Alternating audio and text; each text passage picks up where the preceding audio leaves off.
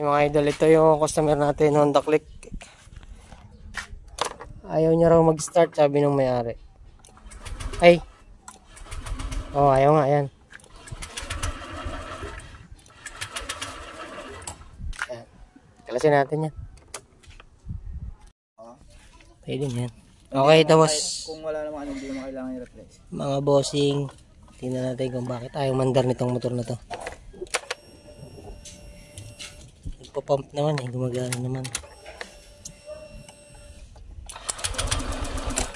Pero ayaw niya mag-start.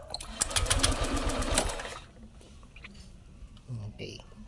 Check muna natin mga idol kung may kuryente. Meron naman. Okay. Okay, sunod na check natin yung injector niya kung magbubuga na ang gasolina. Meron din naman pero wala siyang hindi niya sinusunog.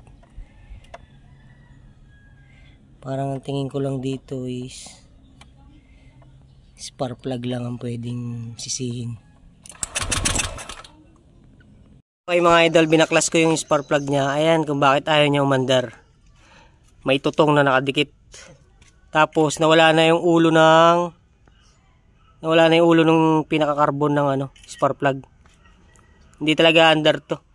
Tingin ko rito, nagalaw to. Baka may gumalaw nito. Yung sa throttle body niya ito.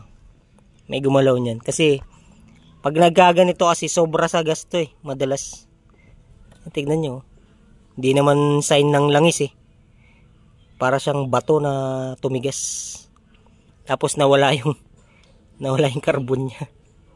Eh sabi nila boss, bago lang daw tong spark plug na to, kabibili lang daw. O kaya naman, peke itong spark plug na nabili nila. Yun lang naman yan eh. Kung hindi ginalaw yung throttle body, peke yung spark plug na nabili. Okay mga idol, mandar na. Ayan na. Kaya lang, mayroong check engine. Buburayin na lang natin yung check engine. Titignan muna natin kung ano yung check engine na yan. Tapos buburayin natin.